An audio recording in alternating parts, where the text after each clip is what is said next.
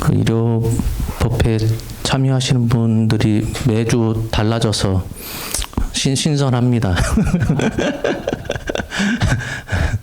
사실 시골에 이렇게 꾸준하게 뭐 일주일에 한 번씩이든 뭐 초하루든 계속 참석해서 기도하고 하시는 게 사실은 힘들 것 같아요. 도심지나 되면 뭐 차편이라도 가까워서 괜찮다 하지만은 그게 저희 절만의 문제는 아닌 것 같고 모든 사찰, 그러니까 뭐 산에 있는 지방에 있는 그런 사찰들의 항상 갖고 있는 근심인 것 같아요. 다들 연세들도 이제 계속 드시고 젊은 분들은 뭐라고 해야 될까요? 종교에 사실은 관심이 없어요. 관심이 없는 이유가 직장 생활하기 바쁘기 때문에 조금이라도 시간 여유가 있으면 쉬어야 되고 또 본인들의 여가 생활을 누려야 되기 때문에 종교에 큰 관심이 없다가 어느 정도 이제 나이가 좀 차면 어느 순간에 필요성을 본인 스스로 느낄 때나 됐을 때 가까운 교회에 나가서 예수 믿고 구원받든지 저희처럼 사찰에 와서 근심 걱정 좀 덜 수 있는 방법이 뭘까 고심하든지 그러는 것 같습니다. 뭐 저번 시간에 사실은 어떤 내용을 얘기했었냐면은 우리가 삶을 계속 영위하면서 계속 그 불교에서는 업을 떨쳐내지 못하면은 결국 그 윤회의 고리에서 벗어나질 못하고 다음 생을 또 받고 다음 생을 또 받고 계속 그렇게 순환을 하는데 순환의 그런 큰 틀에서 무엇부터 시작됐길래 그렇게 자꾸 그러니까 자꾸 윤회에 빠지느냐 했을 때 첫 번째 시작이 어리석기 때문에 그렇다 그랬어요. 그러니까 몰라서 어리석다는 그런 것이 아니라 우리가 교육을 못 받아서 어리석다, 아는 게 없어서 뭐 지식이 없어서 그런 얘기를 하는 것이 아니라 세상 돌아가는 이치를 몰라서 그걸 어리석다고 얘기하거든요. 우리는 항상 스스로는 인정은 안 하지만 내가 누리는 것이 혹 그게 뭐 몇 가지가 될 든지 간에 그것이 계속 유지되기를 바래요. 좋은 거는 계속 유지되기를 바라고 나쁜 것은 빨리 떨쳐내기를 바라죠. 그러니 지금 잠시 행복을 느낄 것 같으면 그 행복감이 계속 유지되기를 바라는데 그렇지가 않죠. 항상 변하니까 문제고 변하는 이유는 왜 그러느냐? 다 인과 연에 의해서 조건이 맞으면 내가 지금 받고 있는 이 행복감이 계속 유지되는 거고 상황이 달라지거나 그 원인 자체가 변화되게 되면은 지금의 행복, 지금의 그 느끼는 기쁨이 금세 사라지죠. 그러니 부처님께서 말씀하시는 바는 딴 게 아니라 이 세상 모든 것, 감정이 됐든 이 세상에 그 누려지는 모든 환경이 됐든 다 인과 연, 그러니까 그 원인과 그것을 꽃피우게 만드는 조건이 갖추어지면 지금 이렇게 풍족한 세상이 열려졌다가 그런 세상이 갑자기 전쟁통이 나고 기근이 들고 재앙이 오는 이유는 그런 환경, 그러니까 인과연 가운데 뭐 두 가지가 다 바뀌든지 아니면 그 중에 한 가지라도 바뀌면 세상이 그렇게 달라진다는 거예요. 예, 그러니 항상 인과연에 의해서 조금만 틀어지게 되면 어떻게 된다? 자꾸 계속 변한다는 거죠. 이 세상은. 그러니 내 마음은 이 행복감이 계속 유지됐으면 좋겠는데 유지되지 않고 계속 변하니까 힘들다는 거예요. 세상이. 삶 자체가 힘들다는 거예요. 지금 당장에는 오늘 일요일이니까 기분도 좋고 어제까지만 해도 비가 왔는데 해 뜨니까 그래도 쌀쌀한 날씨가 좀 포근해지니까 좋은 듯 하지만 이게 계속 바뀌고 하니까 힘들다는 거죠. 그게 세상 돌아가는 이치인데 그걸 모른다는 것을 불교에서는 이제 어리석다고 얘기하는 거예요. 그러니 이 세상은 계속 변하고 있는데 그 변하지 않기를 바라는 마음에서 엉뚱한 것에 애를 쓰니까 그런 어리석은 마음을 갖고 있기 때문에 우리의 행동 자체도 그렇게 표현될 수밖에 없다는 거죠. 그거를 이제 그 12연기 가운데 행위라고 그래요. 행위라고 하는 것은 그렇게 산다는 겁니다. 어리석은 채로 그렇게 사니까 우리가 업을 짓는다는 거예요. 그게 선업이 됐든 악업이 됐든 억을 짓고 살다가 죽으면 뭐가 되죠? 귀신이 되죠. 다시 태어나기 이전에 귀신이 되는 거예요. 그걸 우리는 중음신이라고 해요. 중음신. 중음신. 중유라고 하기도 하죠. 그 사유 가운데 한 가지라고 그랬어요. 태어나는 순간을 생유. 태어나서 죽기 전까지 이렇게 사람 몸 받고선 살고 있는 과정을 본유. 그다음에 죽는 그 찰나의 그 순간을 사유. 그다음에 사유에서 다시 태어나야 되잖아요. 그 사이에 잠깐 머무는 순간을 중유라고 그래요. 가운데 중자를 써서 그를 중음이라고도 얘기하고 그 기간이 길 것 같은데 그렇게 길지가 않대요. 최대 49일. 49일 안에는 다음 생을 받는다고 그래요. 보통은 평균적인 기간이 아무리 길어도 49일. 빠른 사람들은 일주일만 해도 다음 몸을 받고 그렇다고 합니다. 뭐 저는 아직 여러 생을 살아봤겠으나 내 기억에는 전생을 기억 못하니까 죽고 나서 내가 중류의 그런 기간 동안에 어떤 생각을 갖고 있는지는 뭐 기억이 안 나니까 모르겠어요. 그러니 아무리 길어도 49일 안에는 본인이 가야 할 길을 간다 그래요. 그래서 우리 불가에서는 그 돌아가신 영가를 위해서 49제를 지내는 이유가 그런 뜻이에요. 형식 자체는 뭐랑 똑같죠? 육아, 집에서 지내는 그 제사상 차리는 거랑 비슷해요. 과일도 올리고 떡도 올리고 전이랑 나물도 올리고 뭐 잔도 올리고 이렇게 하거든요. 근데 형식은 육아에서 지내는 제사 방식과 똑같지만은 그 내용은 틀려요. 무슨 내용이냐?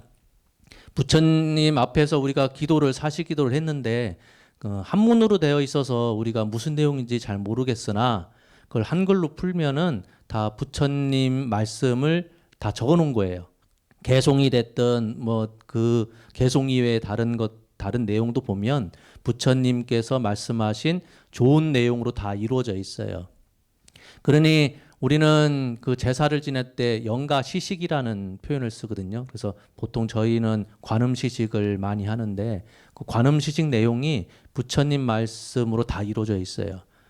그러니 왜 그러느냐? 제가 그 사식부제나 제사를 지낼 때마다 제주분들한테 간단하게 이야기하는 바가 있는데 그 영가는 몸이 없죠. 중음신은 몸이 없어요. 몸이 없는데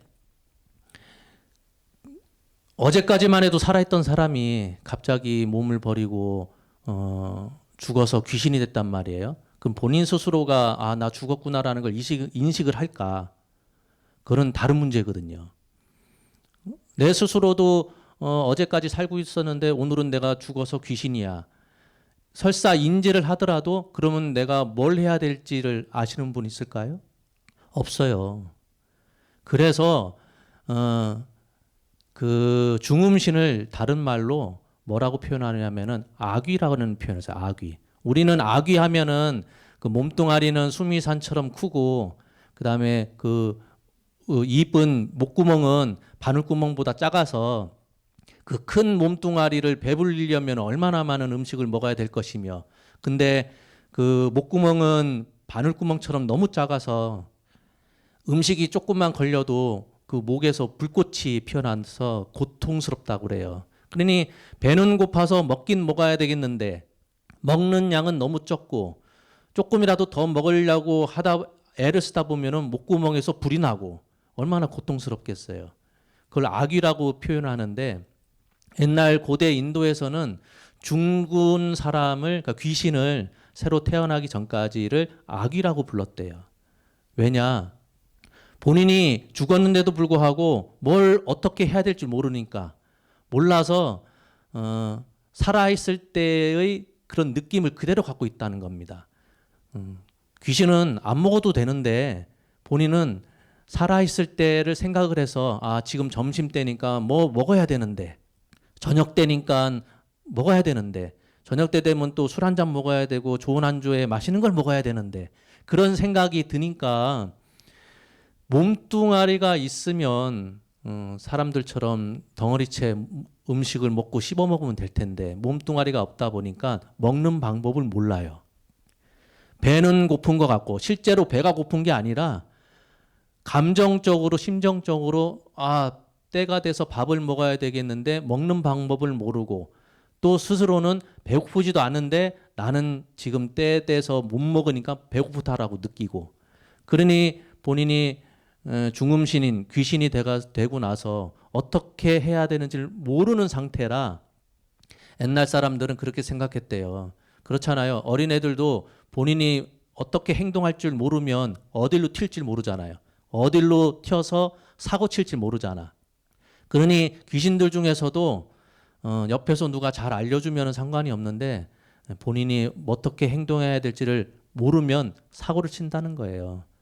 그래서 49일 동안에 이렇게 해서 음식을 이렇게 먹는 거야 알려주고 제사장처럼 음식도 차려준 다음에 먹을 수 있도록 해주는데 중음신을 향음신이라고도 표현하거든요.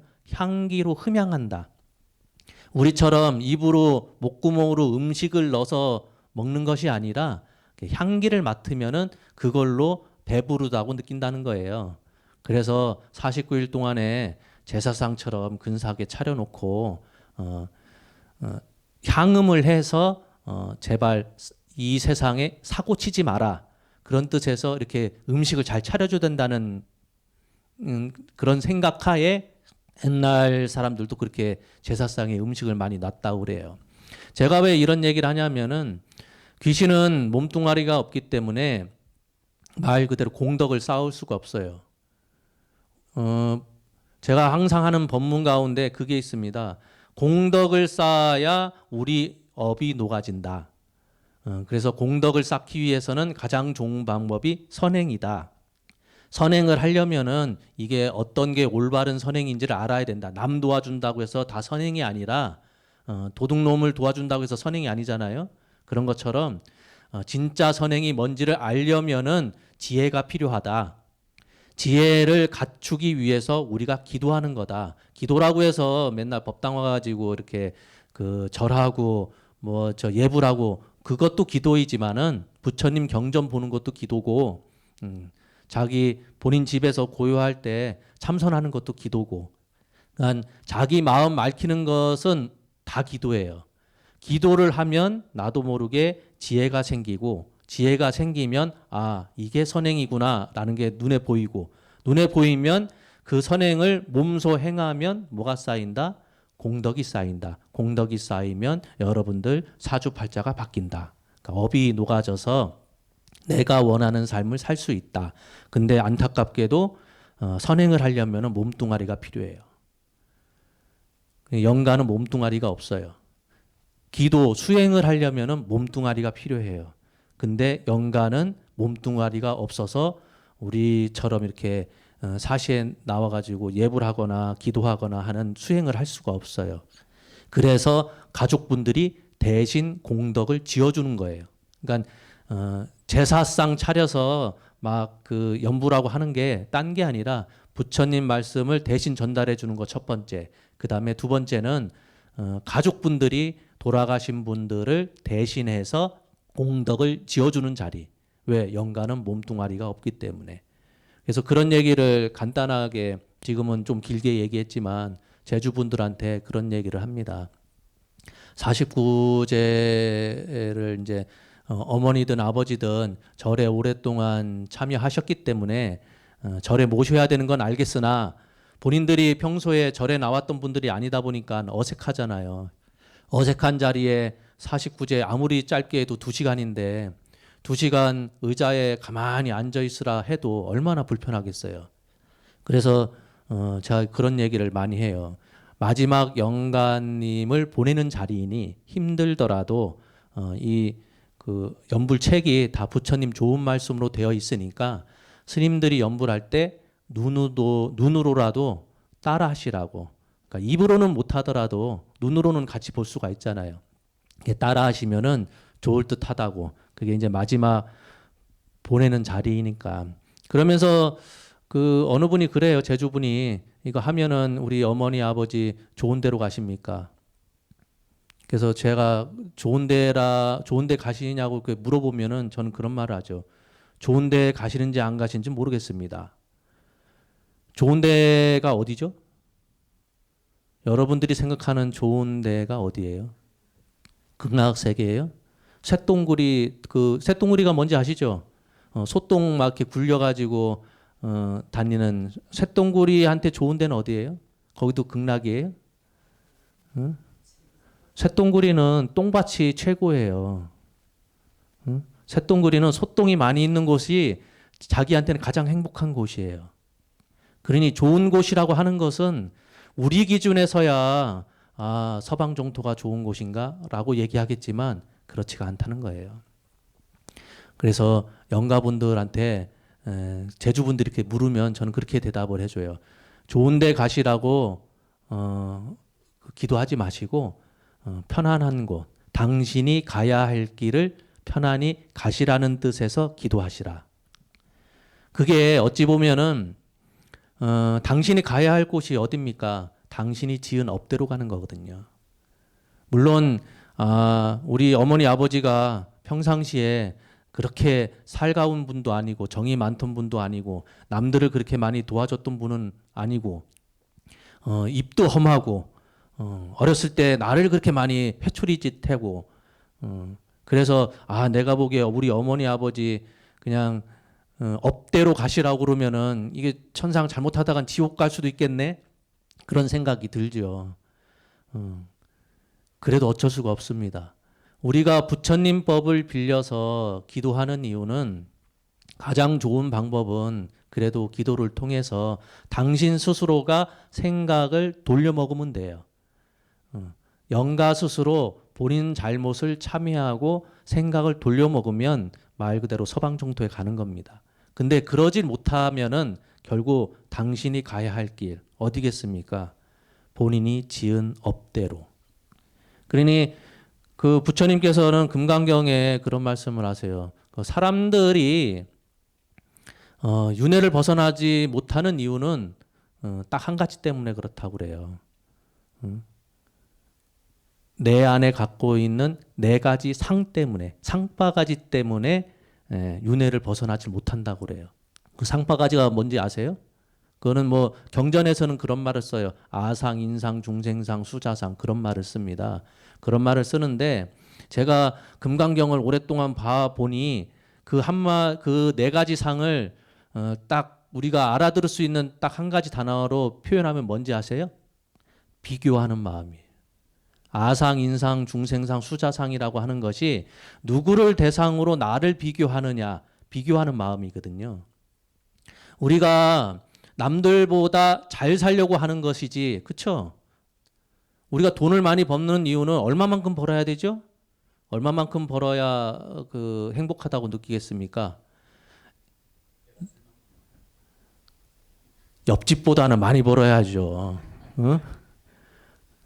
내 형제보다는 더 많이 벌어야 되지 않겠어요? 내 친구보다는 조금 한 평수라도 더 넓은데 요즘 그렇다 하더라고요. 몇 평에 사느냐 묻지 마시고 어디에 사느냐를 물어야 된다. 평수는 적어도 강남에 산다 그러면은 최고. 아무리 넓어도 저 시골에 영탑사 한 1000평 있는 곳에서 산다 그러면 아무짝에 쓸모없는 것이고 우리는 내가 얼만큼 가져야 행복할까를 항상 고심을 하지만 얼만큼이라고 하는 것이 누굴 기준이냐? 나를 중심으로 해서 내 주변 사람들, 내 친구, 내가 친하게 지내는 사람들, 내 이웃, 내 형제들보다는 내가 꿀리면 안 되니까. 그래서 부처님께서 하신 말씀이 이놈의 비교하는 마음 때문에 네가 윤회를 하는 거야. 잘난 사람은 잘난 사람대로 비교를 합니다. 옆에 사람 내가 뭐 금전적인 내용을 얘기했지만 내가 많이 배웠어. 많이 배웠기 때문에 딴 사람과 비교했을 때 많이 배운 만큼 내가 인덕이 있으면 상관없는데 배운 사람들은 또 엉뚱한 사람들 그런 거 있거든요. 그 잘난 체 하는 거, 자랑질 하는 거. 재산이 내 친구가 나보다 재산이 훨씬 많아. 그건 뭐 어쩔 수 없는 거죠. 어쩔 수 없으니까 뭘 비교하느냐. 그래도 내가 가방끈이 쟤보다는 좀 길지. 내가 많이 배웠으면은 배운 대로 겸손해야 되는데 나는 많이 배웠으니까 내 말 들어야지. 사람들이 그렇다는 거예요. 금전적인 거는 뭐 당연한 거고 금전적인 것을 벗어나서도 학식과 인품을 함양했다는 그런 사람들도 상대방과 나를 비교하면서 그래도 내가 쟤보다는 낫지. 내가 좋은 대학 나왔고 좋은 지위에 있고 월급은 좀 적을지언정 그래도 딴 사람이 봤을 때 나는 대기업이고 쟨 중소기업이고 부처님께서 하시는 말씀이 그놈의 상바가지 때문에 네가 윤회를 벗어나질 못하고 윤회를 계속 다음 생 계속 순화를 한다는 겁니다. 이 중음신이 어떻게 다음 생을 받느냐? 그 다음이 명색이라고 합니다. 명색이라고 하는 것은 쉽게 얘기하면 아버지 정과 어머니 혈이 만나서 수정란에 그 정자가 착상을 하잖아요. 거기에 중음신이 들어가는 거예요. 그러니 한 생명이 태어나기 위해서는 세 가지가 필요해요.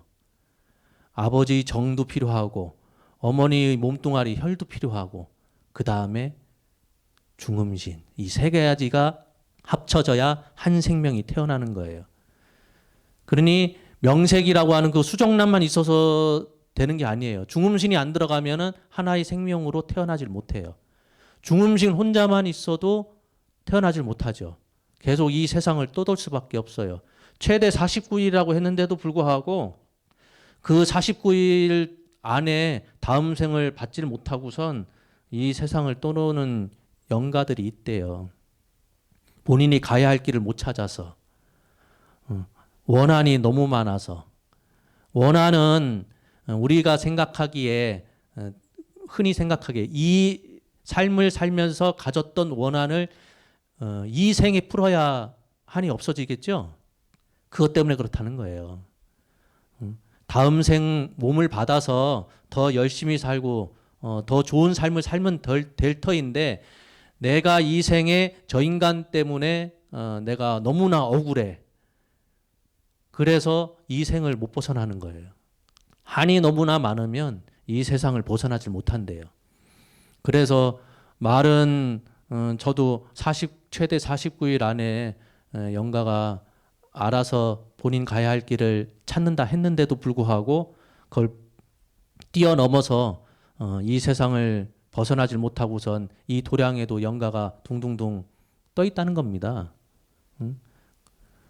그래서 그 영가 시식할 때도 보통은 그 관음 시식 다 끝나고 나면 헌식이라고 해서 음식을 조금씩 떼어요. 떼어가지고 조그마한 이제 그릇에다가 다 담아서 바깥다 두거든요. 영가 시식 다 끝난 다음에 그 두는 이유가 헌식한다고 그래요. 헌식. 이 도량에 영가들이 그 천도받지 못한 영가들이 있는데 법당에서 스님이 법문하고 연부를 하는 거 같이 듣고 싶어도 이 법당 안에 못 들어온다는 거예요. 죄가 너무 많아서. 호법 신중이 이 도량을 지키고 있는데 법당에 못 들어오게 막는다는 겁니다. 막기 때문에 이 법당 안에 못 들어온대요. 못 들어오니까 제사상에 그래도 과일이고 떡이고 만나는 음식 올려져 있는데 본인 그걸 먹질 못한대요. 그래서 옛날 스님들이 저 바깥에서 음식도 공양 못하는 영가들이 있으니 불쌍하다고 해서 헌식 다 끝나고 조금씩 음식을 떼어가지고 바깥에서라도 먹으라고 그렇게 전달을 한다는 거죠. 뭐 얘기가 좀 벗어났으나 이 수정란에 이제 중음신이 딱 들어가면 엄마 뱃속에 착상을 해서 보통 몇 개월이죠? 10개월? 10개월 동안에 이제 태아의 모습을 이제 갖추고 있는데 10개월 안에 그 수정란이 계속 분화를 하죠. 분화를 하면은 그거를 그 안에서 사실은 갑자기 우리가 알로 태어나는 것이 아니라 태아의 몸 형태를 거의 다 지니고선 태어나잖아요. 그래서 엄마 뱃속 안에서 육입 6가지 감각기관을 갖춘 다음에 태어난대요.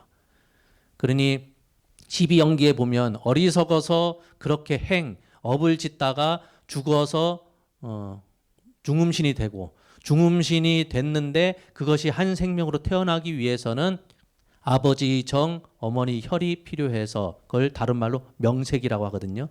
명색에 중음신이 들어가서 그 명색에서 머무는 것이 아니라 엄마 뱃속 10개월 안에 육입을 형성한다. 육입은 6가지 그 몸뚱아리 감각기관을 얘기해요. 그 감각기관을 형성한다고 그래요. 그래서 태어나면은 이제 태아가 어린아이가 태어나는 거겠죠.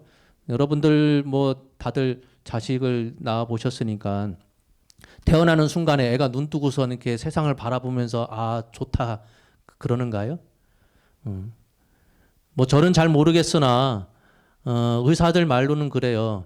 그 귀에다가 뭐 소곤소곤 얘기를 해도 못 듣는데요. 태어나자마자는 며칠 정도 지나야 이제 반응을 한다는 겁니다. 눈을 떴어도 바로 세상을 보는 것이 아니라 며칠 지나야 감각기관이 살아난다고 그래요. 실제로 그래요? 모르겠어요?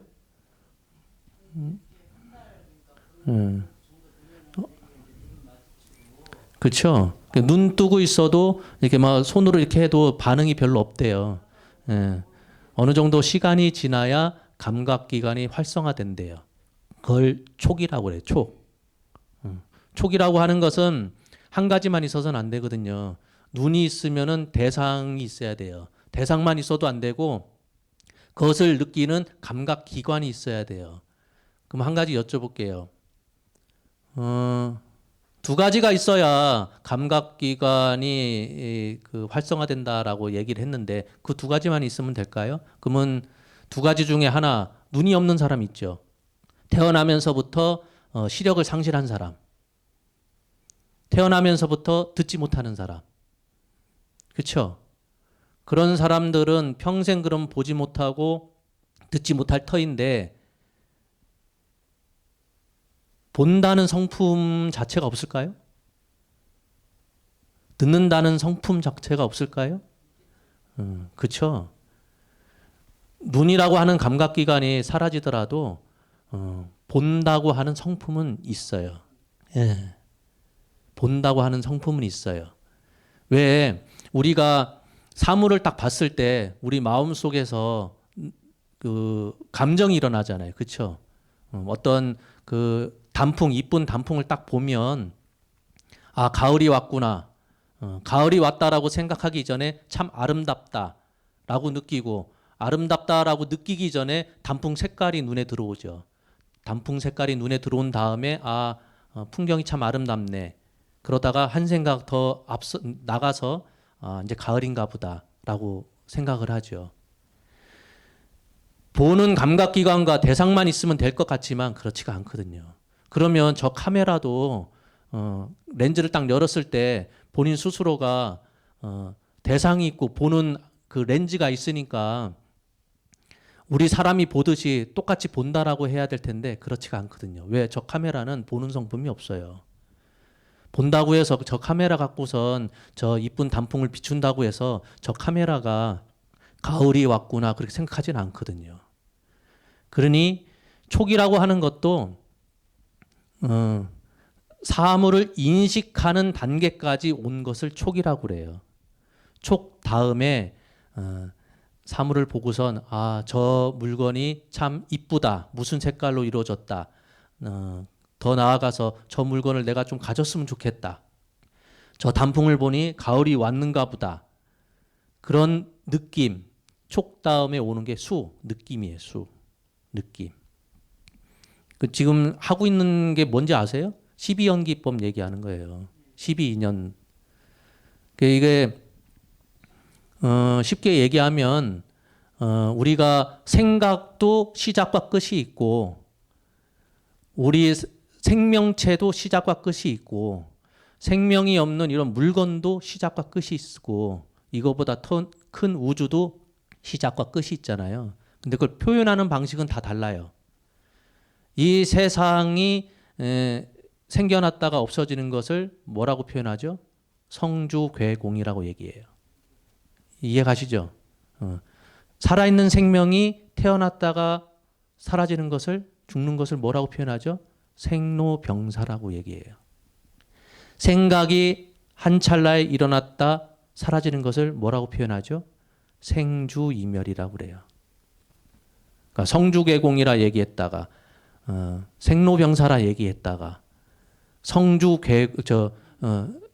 그 생주이멸이라고 얘기했다가 표현하는 방식은 다르겠으나 설명하고자 하는 바는 똑같아요. 시작과 끝을 얘기하는 거거든요. 시작과 끝을 대상이 뭐냐에 따라서 표현을 그렇게 얘기해요. 지금 하고 있는 12연기법은 살아있는 생명체가 태어났다가 죽는 과정을 설명하기 위해서 12연기법을 얘기하는데 이거를 확 줄여버리면 그냥 생로병사예요. 이해 가시죠? 생로병사예요. 그런 느낌을 받으면 그 느낌이라는 것은 다른 것이 아니라 여러분들 그 쉽게 그 느껴지는 거 있잖아요. 그 괴롭다 느낄 수 있고 기쁘다, 뭐 행복하다, 즐거움을 느끼는 거, 괴롭고 즐거움을 느끼는 것을 수라고 그래요. 받기 때문에 괴로운 거예요. 뭘 받기 때문에? 옆집 나보다 별 볼 일 없는 저 옆집 아주머니가 명품 가방을 들고 다니거든. 보니까 짜증이 나거든요. 안 봤으면은 그런 생각이 전혀 안 드는데 보니까 짜증 나거든. 옆집 처사가 나보다 그 직업은 참 별 볼 일 없다 싶었는데 어느 순간에 나보다 더 좋은 외제차를 끌고 다니거든. 그러니 짜증이 나요. 그걸 수라고 그래요. 느낌. 느낌은 왜 생기냐? 촉 때문에, 봤기 때문에, 만져졌기 때문에, 들었기 때문에. 그런 사람들 있습니다. 그 꼬라지 못 보는 사람들. 딴 거는 다 참는데 이 환경이 막 더럽고 막 지저분하고 그런 건 다 참는데 꼬라지, 상대방의 그런 꼬라지를 못 보는 사람들이 있어요. 그러니까 우리가 감각기관이 다양하긴 하지만 사람마다 걸리는 바가 다 틀려요. 소리에 예민한 사람들. 다른 거 다 참는데 소리가 너무나 예민해서 다른 사람들은 전혀 느끼지 못하는 소리, 소음 같은 거를 견디지 못하는 사람이 있어요. 냄새에 약한 사람들. 우리는 된장찌개 참 맛있다라고 먹는데 된장찌개 냄새가 다 역겨워. 우리는 음식 가운데 웬만한 거 다 먹는데 그 냄새, 우리는 좋다라고 느끼는 냄새가 그 사람한테는 너무 안 좋게 느껴져. 그러니까 똑같은 감각기관을 갖고 태어났는데도 불구하고 사람마다 걸리는 바가 다 틀리다는 거예요. 왜? 살아온 방식이 다르기 때문에. 지금뿐만이 아니라 전생에. 그래서 느끼는 바가 다 틀리죠. 그걸 수라고 그래요. 수가 생기면 그 다음 단계가 애예요. 사랑의 자, 욕망을 얘기합니다. 욕망이 그러니까 심하게 표출되는 때를 우리는 언제로 보느냐? 사춘기 때. 사춘기 때로 봐요. 그걸 옛날에는 12세에서 15세라고 얘기하는데 요즘은 그 사춘기가 점점 그 나이가 점점 그 밑으로 내려온대요. 전에는 뭐 중학생 정도 돼야 사춘기가 왔다 하는데 요즘 초등학생들이 사춘기가 온 애들이 점점 더 많아지고, 예, 초등학생이 되지도 않았는데도 불구하고 사춘기가 오는 때가 있다고 그래요. 이 애라고 하는 것은 본인이 느낀 감정을 현실적으로 표출하는 때를 애라고 그래요. 욕망이 생겼을 때 욕망을 표출하는 단계. 어린아이는 뭐라고 하죠? 자기가 갖고 싶은 게 있으면은 상황 판단 전혀 상관없이 때를 쓰잖아요. 애를 넘어가면 그걸 취라고 그래요. 취한다 할 때. 그거는 딴 단계가 아니라 내가 갖고 있는 욕망을 합법적인 방법에 의해서 쟁취하는 거. 사랑하는 사람이 있으면은 막 끌고 가는 게 아니라 합법적으로 사귀어서 결혼하는 거.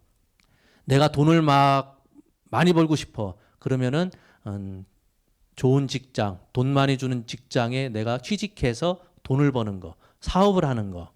내가 명예를 갖고 싶어. 그러면은 사람들을 욱박질러서 나를 떠받드세요가 아니라 학문적이 됐든 뭐가 됐든 그러한 지위에 올라가서 사람들한테 선망의 대상이 되는 거. 그거를 취라고 그래요.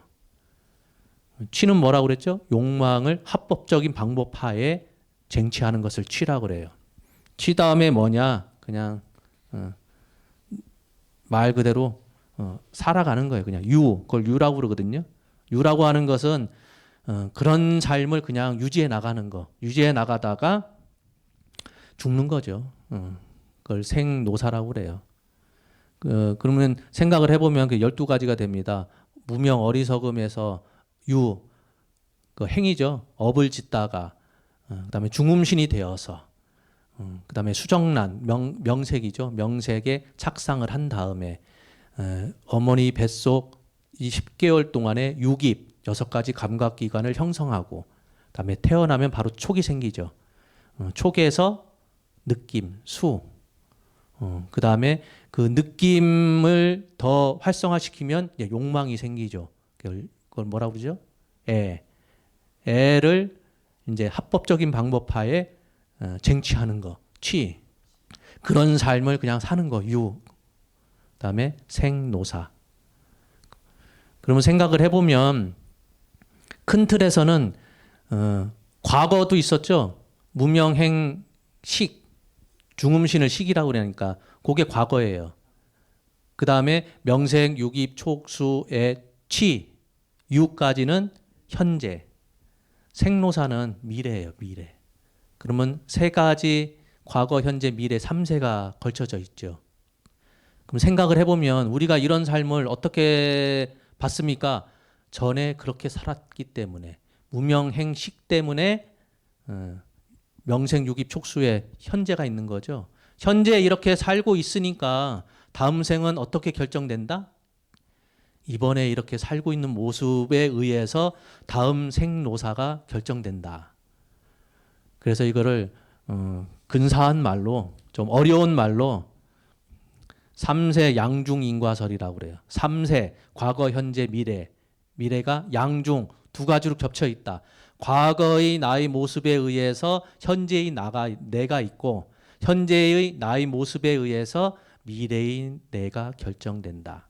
그래서 이거를 학문적으로 뭐 불교는 학문적으로 접근하는 것은 좀 다른 표현이긴 하지나 학문적으로 얘기했을 때는 3세 양중 인과설이라고 합니다.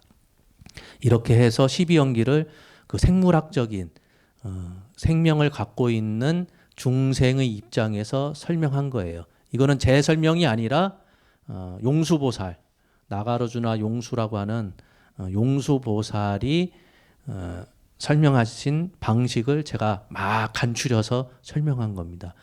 12연기법을 다양하게 설명하는 방법이 많아요. 많은데 제 생각에 이게 그나마 일반 우리들이 가장 쉽게 이해하는 방식이에요. 12연기법을 생각이 일어났다가 사라지는 찰나법에 의한 생주이멸로 설명할 수 있어요. 아무도 이해 못해요. 설명하는 저도 이게 맞는 거지 저게 맞는 거지 잘 몰라요. 그래서 제가 항상 12연기법을 설명할 때 생물학적인 방식, 우리가 태어나서 죽는 그 순간까지의 모습을 갖고 설명한 방법이 가장 이해하기가 쉽겠다 해서 항상 12연기법을 설명할 때 이걸 갖고 설명합니다. 어려웠죠? 어려운데 이걸 왜 했을까 그러면 그러니까 왜 했을까? 이게 우리 기도랑 무슨 상관인가? 우리 기도랑 무슨 상관이죠? 상관이 많죠. 삶을 허투루 살 수가 없어요, 우리가. 뭐 내일 모레가 이제 초하루라 초하루 때 법문을 할 내용이지만 우리가 살기 위해서는 그냥 사는 것이 아니라 소명이 있어야 돼, 소명. 왜 사느냐가 있어야 돼요. 우리가 잠깐 뭐 설명하자면은 우리가 행동할 때는 행동하는 이유가 있어요. 이유 없이 행동하는 사람이 있나요? 있죠. 이유 없이 말하는 사람 있나요? 있어요. 아무 이유 없이 생각하는 사람이 있어요. 있어요. 그렇기 때문에 우리 삶이 이렇게 피폐한 거예요. 말을 함부로 하는 사람, 행동을 막 하는 사람, 이유도 없어요. 오늘을 왜 사는지도 모르는 사람이 있어요. 그냥 쳇바퀴 굴러가듯이 오늘 일어나서 출근 안 하면은 밥 먹기 힘드니까. 그냥 눈 떠서 아침밥 차려주면은 먹고선 그냥 출근해가지고 열심히 본인 스스로는 열심히죠. 열심히 살다가 집에 들어와서 피곤하니까 제대로 씻지도 못하고 누워서 잤다가 그 다음날 또 이렇게 반복하고. 왜 그러느냐? 삶은 길게 보든 짧게 보든 가장 필요한 건 소명이 있어야 돼요. 내가 어떤 삶을 살겠다라는 방향성이 있어야 된다는 겁니다. 소명이 없으면 나도 모르게 말을 함부로 하고 행동도 막 하게 되고 생각도 진짜 아무 이득 없는 그런 생각밖에, 그걸 망상이라고 하죠. 망상만 머릿속에 피우는 거예요. 그러니 12연기를 통해서 우리 삶이 이렇게 세분화시킬 수 있는 다양한 방식이 있는데 그 과정 안에서 우리가한테 가장 필요한 게 뭐냐. 기도도 좋고 다 좋은데 기도할 때도 이유가 있어야죠. 이유가. 내가 수행을 하더라도 이유가 있어야 돼요. 내가 하루를 살든 한 달을 살든 앞으로 이제 수십 년 살아야 될 분들이지만 그전에는 어떻게 살아왔는지는 모르겠으나 앞으로 남은 삶을 의미 있게 살려면 삶의 이유가 있어야 되거든요. 근데 그걸 찾아야 되기 때문에 지금 찾으면 좋죠. 좋은데 공자님도 지천명이라고 했거든요. 50이 돼서야 하늘의 천명이 뭔지, 하늘이 나한테 부여해진 명이 뭔지 인제서야 알았다는 거예요. 50이 돼서야. 그러니 얼마나 힘들겠습니까? 늦었다라고 생각할 필요가 없어요. 공자님도 50이 돼서야 그나마 알았으니까. 그러니까 우리는 60, 70 돼서도 계속 찾는 길을 애써야 돼요. 찾는 길을 찾아야 되고 그 방법을 찾아야 되고 계속 노력해야 되죠. 너무 오늘 법문이 길었습니다. 제 법문은 항상 10분, 15분이었는데 어떻게 하다 보니까 30분을 훌쩍 넘겼습니다. 죄송합니다. 마치겠습니다. 예, 건강하십시오.